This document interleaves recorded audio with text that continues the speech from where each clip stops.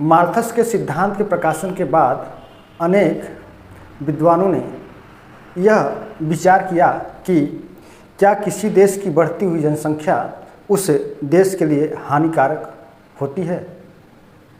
इसी संदर्भ में सन 1815 ईस्वी में एडवर्ड वेस्ट ने एक लेख के माध्यम से यह विचार व्यक्त किया कि बढ़ती हुई जनसंख्या श्रम में विशिष्टता लाती है और यही विशिष्टता उत्पादन में वृद्धि करती है।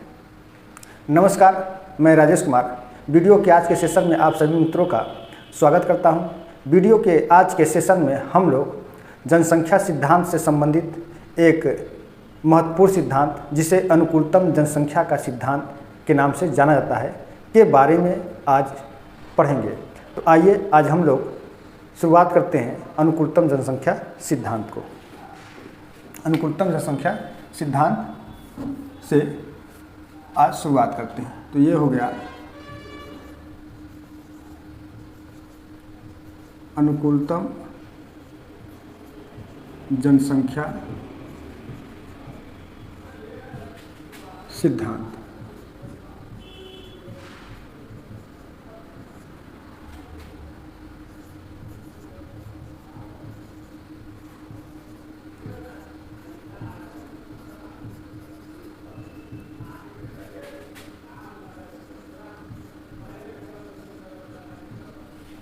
अनुकूलतम जनसंख्या सिद्धांत। जैसा कि मैंने बताया कि माल्थस के सिद्धांत के प्रकाशन के बाद विश्व के अनेक विद्वानों ने यह विचार किया कि क्या किसी देश की बढ़ती हुई जनसंख्या उस देश के लिए सदैव हानिकारक हो सकती है। तो इसी संदर्भ में सन 1815 में एडवर्ड वेस्ट ने एक लेख के माध्यम से यह विचार व्यक्त किया कि किसी देश की बढ़ती हुई जनसंख्या श्रम में विशिष्टता लाती है और वही विशिष्टता आगे चल करके उत्पादन में वृद्धि का कारण बनती है या उत्पादन में वृद्धि करती है। यदि बात करें अनुकूलतम जनसंख्या के विचार को लेकर, तो अनुकूलतम जनसंख्या का विचार सर्वप्रथम हेनरी सिजविक ने अपनी पुस्तक, यदि बात किया जाए तो अनुकूलतम जनसंख्या सिद्धांत का विचार सर्वप्रथम Henry सिजविक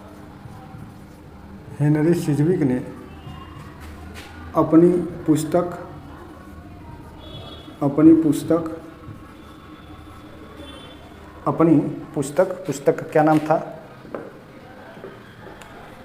principle of political economy.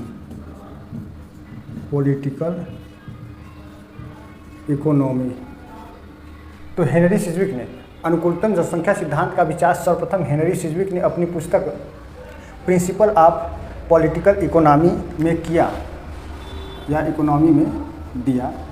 इस पुस्तक में इन्होंने अनुकूलतम जनसंख्या सिद्धांत का सर्वप्रथम विचार दिया, जबकि इस सिद्धांत की क्रमबद्ध एवं सैद्धांतिक व्याख्या,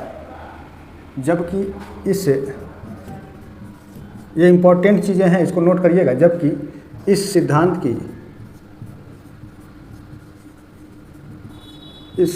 की क्रमबद्ध एवं वैज्ञानिक विश्लेषण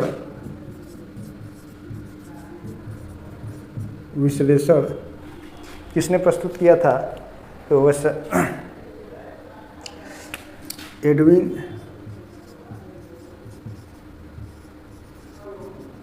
कैनन ने अपनी पुस्तक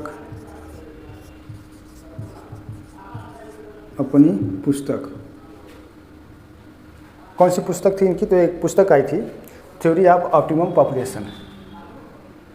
theory of optimum population.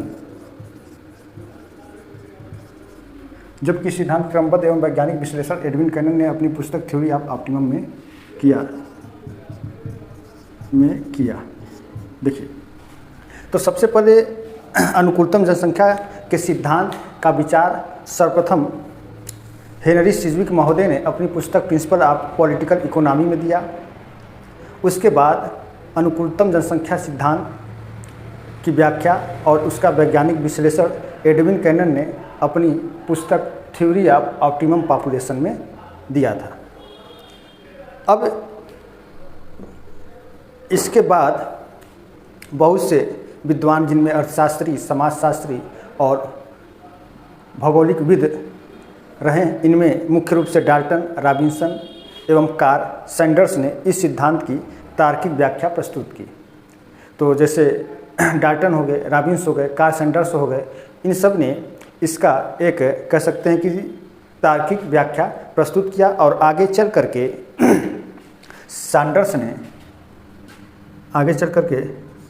Karl Sanders ने एक पुस्तक में कार्ल सैंडर्स ने अपनी पुस्तक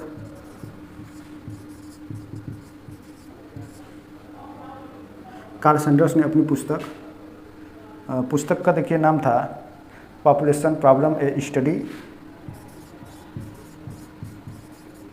पॉपुलेशन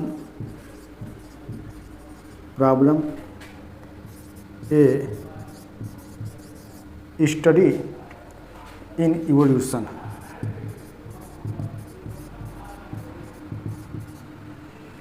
आगे चल कर के कार्ल सैंडर्स ने अपनी पुस्तक population problem A study in evolution, ये पुस्तक आई थी सन 1922 ईस्वी में। कार्ल सैंडर्स ने अपनी पुस्तक population problem A study in evolution में अनुकूलतम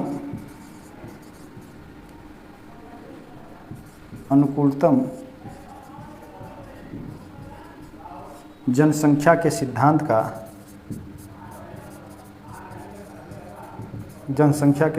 का प्रतिपादन किया। ज़रा समय देख लूँ एक बार कैमरे को कि सही से रिकॉर्ड हो पा रहा है कि नहीं। हाँ, लगभग ठीक ही है।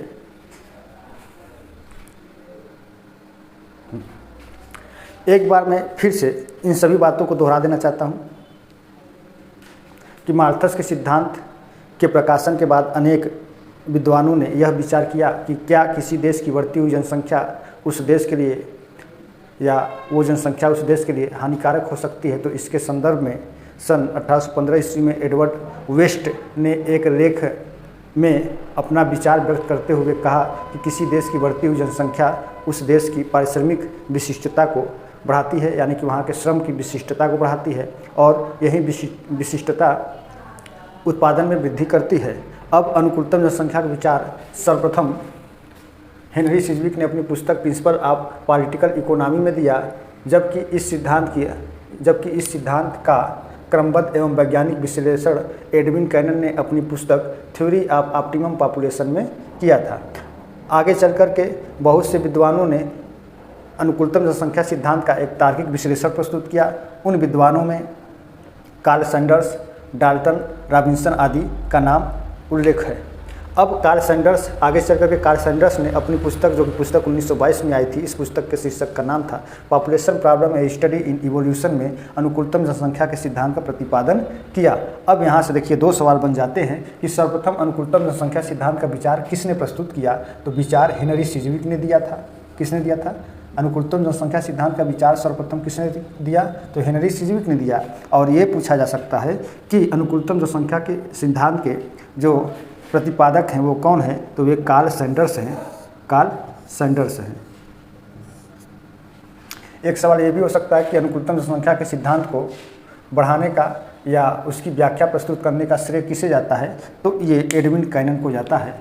किसको जाता है? एडविन कैनन को जाता है। अब इसके बाद मित्रों हम लोग पढ़ेंगे अनुकूलतम जनसंख्या के सिद्धांत के अंतर्गत इसके परिभाषा को। तो विभिन्न विद्वानों ने अलग अलग रूपों में परिभाषा दिया है। यदि बात करें तो जो अनुकूलतम जनसंख्या सिद्धांत है, ये माल्थस के जनसंख्या सिद्धांत का एक सुधारात्मक प्रतिफल है। यानी कि माल्थस के जनसंख्या सिद्धांत में जो सुधार हुआ, जो परिमार्जन हुआ, उसी का एक जो निष्कर्ष निकला, उसी निष्कर्ष को अनुकूलतम जनसंख्या सिद्धांत के बारे में जाना गया, या उसके नाम से अनुकूलतम जनसंख्या सिद्धांत के नाम से जाना गया। अब अनुकूलतम जनसंख्या सिद्धांत ये जनसंख्या और राष्ट्रीय आय के मध्य संबंधों का अध्ययन प्रस्तुत करता है, जबकि माल्थस का जनसंख्या सिद्धांत जनसंख्या और खाद्य पदार्थों के मध्य संबंधों का एक विस्तृत विवेचना प्रस्तुत करता है। अब इसकी परिभाषा की यदि बात की जाए तो इसकी परिभाषा में विभिन्न विद्वानों का अपना एक अलग अलग मत रहा है अनुकूलतम जनसंख्या के सिद्धांत को लेकर। तो विभिन्न विद्वानों ने अपना एक अलग अलग मत दिया और अलग अलग परिभाषा दिया। वो परिभाषा भी परीक्षा की दृष्टि से महत्वपूर्ण है, पूछा जाता है। यदि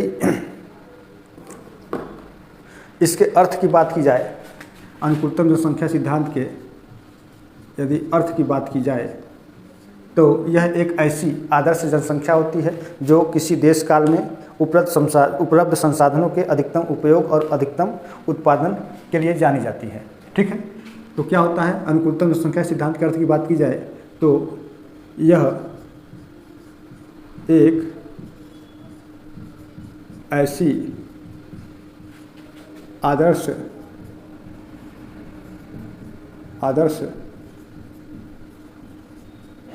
संख्या है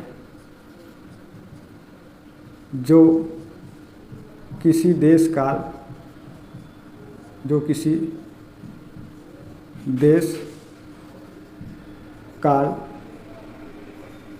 के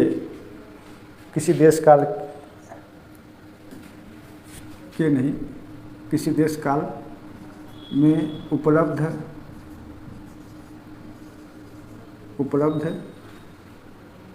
संसाधनों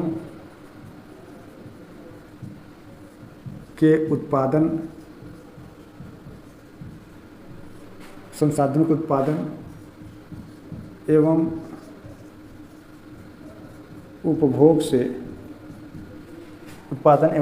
से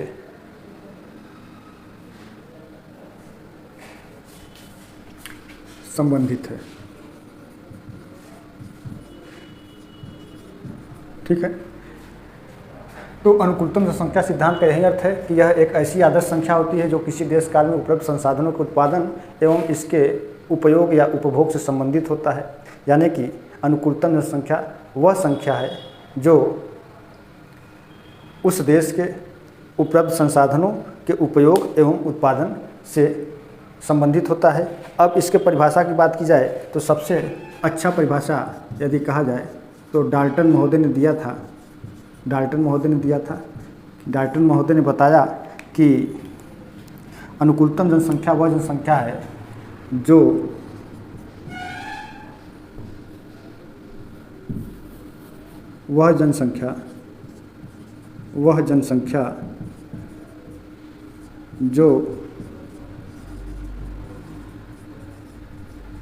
अधिकतम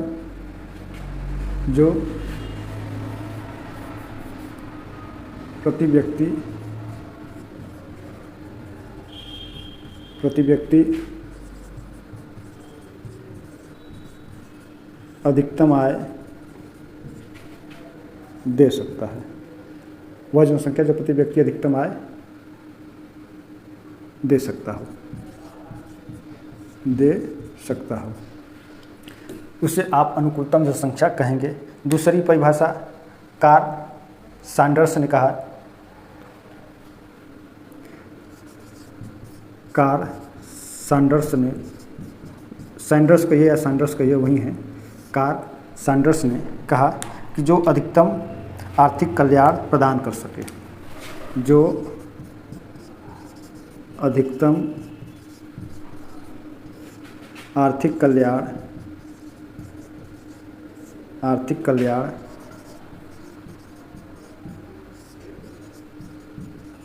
प्रदान कर सके उसे अनुकूलतम जनसंख्या कहेंगे। वहीं दूसरी तरफ रॉबिन्स महोदय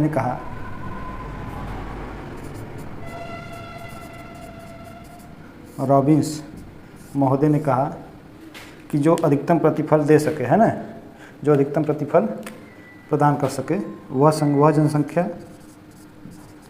जनसंख्या जो अधिकतम प्रतिफल प्रदान कर सके। तो यहाँ पर देखिए 3 परिभाषाएं बहुत महत्वपूर्ण हैं, डाल्टन, कार्ल सैंडर्स और रॉबिन्सन का। तो डाल्टन ने बताया था कि अनुकूलतम जनसंख्या वह जनसंख्या होती है जो प्रति व्यक्ति अधिकतम आय देती है। कार्ल सैंडर्स ने कहा कि अनुकूलतम जनसंख्या वह जनसंख्या है जो अधिकतम आर्थिक कल्याण प्रदान कर सके। रॉबिन्स ने कहा कि अनुकूलतम जनसंख्या वह जनसंख्या है जो अधिकतम प्रतिफल प्रदान कर सके। तो इन तीनों ने अपना ये अलग अलग परिभाषा दिया, लेकिन इन सभी परिभाषाओं में एक कुछ कॉमन चीज़ें हैं। कॉमन चीज़ें ये हैं कि जो अनुकूलतम जनसंख्या का सिद्धांत है, यह जनसंख्या और व्यक्तियों के आय के मध्य संबंधों का विवेचना करता है। अब इसके बाद यदि बात करें तो अनुकूलतम जनसंख्या से जनसंख्या कम या अधिक होने पर, यदि अनुकूलतम जनसंख्या है, यदि उस अनुकूलतम जनसंख्या से जनसंख्या कम हो जाए, जैसे किसी देश की जनसंख्या मान लेते हैं कुछ भी है, ठीक है, उसको मैंने अनुकूलतम मान लिया। अब उस अनुकूलतम जनसंख्या से जनसंख्या कम है और जनसंख्या अधिक है। यदि जनसंख्या कम है तो उसे आप अल्प जनसंख्या कहेंगे, और जनसंख्या अधिक है तब उसे आप जनाधिक्य या अतिरेक जनसंख्या का नाम देंगे। तो ये अब 2 प्रकार और आ जाते हैं जनसंख्या की संख्या के दृष्टि के आधार पर। एक तरफ तो अनुकूलतम जनसंख्या हो गया, दूसरा तरफ जनाधिक्य हो गया, और दूसरी तरफ आपका जनाभाव हो गया। तो अब जो अनुकूलतम जनसंख्या है, यही अनुकूलतम जनसंख्या ही जनाधिक्य और जनाभाव का एक प्रस्तुतिकरण प्रस्तुत कर देता है। अब जैसे मान लेते हैं कि जैसे अनुकूलतम जनसंख्या मान लेते हैं किसी देश का, यदि 100 करोड़ है, 100 करोड़ क्या, आप इसको 1 करोड़ समझिए, 1 करोड़ है, तो इस 1 करोड़ से देखा जाए तो 80 लाख ये क्या है, कम है, और 120 करोड़ क्या है, अधिक है। तो जो 80 लाख है इसी को आप जनाभाव की संज्ञा देंगे, इसे आप जनाभाव की संज्ञा देंगे, और जो 120 करोड़ है इसे जनातिरेक की संज्ञा देंगे। यानी कि यहाँ की जनसंख्या अधिक है और यहाँ की जनसंख्या क्या है, कम है। इसी के संदर्भ में डाल्टन ने जनाभाव और जनाधिक्य को ज्ञात करने के लिए डाल्टन ने निम्न परिकलन को सुझाया था, ठीक है। तो डाल्टन ने कुछ परिकलन या सूत्रों के माध्यम से इसको समझाने का प्रयास किया। अब इसके बाद मैं लिखता हूँ, इसको मिटा देता हूँ मैं।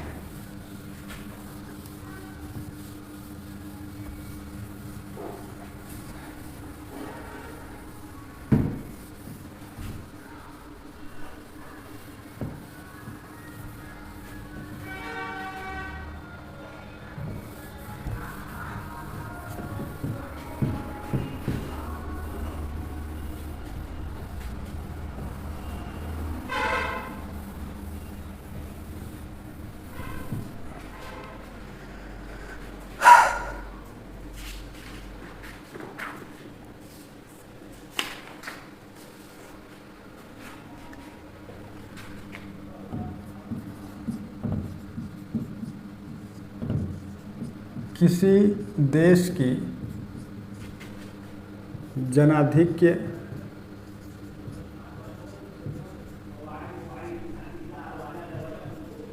एवं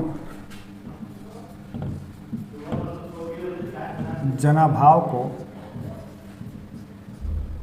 स्पष्ट करने के लिए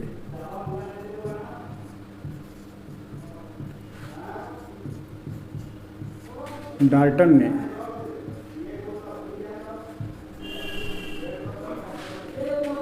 निम्न सूत्रों का प्रयोग किया।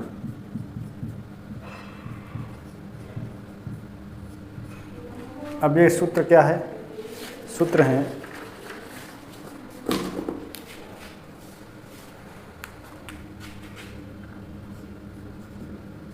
m बराबर a माइनस o बटा का o। ठीक है।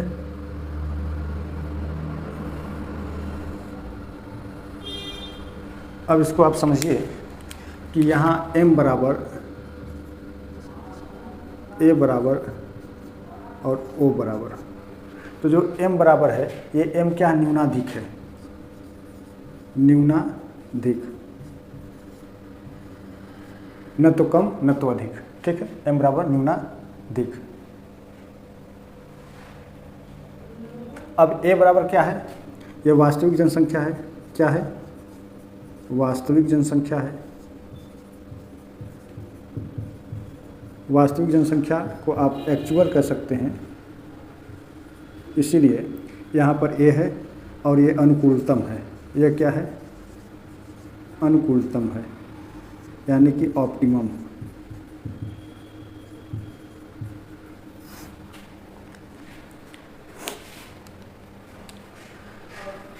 अब यहाँ पर देखिए, यदि m धनात्मक हो जाए, यदि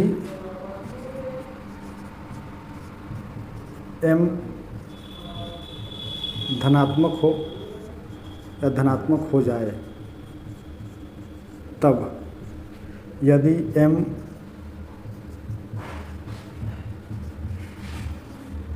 ऋणात्मक हो जाए, तब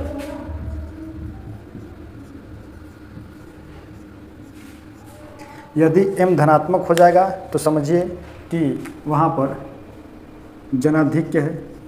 क्या है? जनाधिक्य है।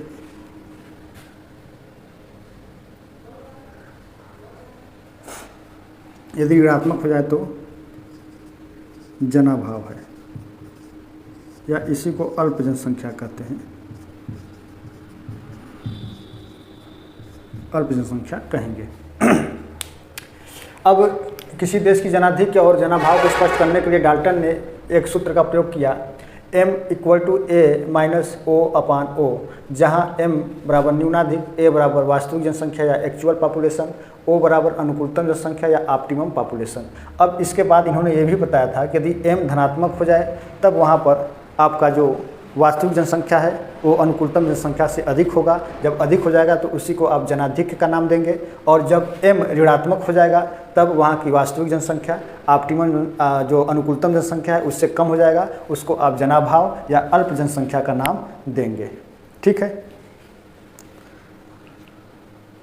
अब इसके बाद आप एक सवाल के माध्यम से या उदाहरण के माध्यम से इसको समझ सकते हैं। तो चलिए एक उदाहरण मैं दे देता हूं, आप इसको देखिए। जैसे मान लेते हैं कि सवाल हो गया कि किसी देश की अनुकूलतम जनसंख्या यानी कि O बराबर आपका क्या है? 40 करोड़ है, 40 करोड़ है। ठीक है। और उसी देश की वास्तविक जनसंख्या यानी कि A बराबर कितना है? 30 करोड़ है। कितना है? 30 करोड़ है। सवाल में नहीं लिख रहा हूँ। जैसे किसी देश की अनुकूलतम जनसंख्या 40 करोड़ है और उसी देश की वास्तविक जनसंख्या 30 करोड़ है। ठीक है। तो क्या होगा?